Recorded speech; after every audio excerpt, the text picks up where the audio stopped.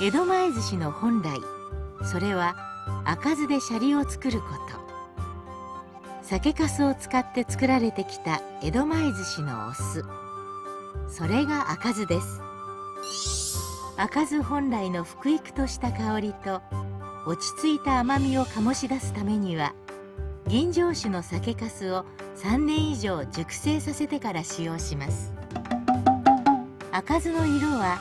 この熟成された酒粕の色でもあるのです。さらに30石、およそ5400リットルの吉野杉の木桶で熟成され、深いコクと丸みのある柔らかな酸味のある酢へとその姿を変えていきます。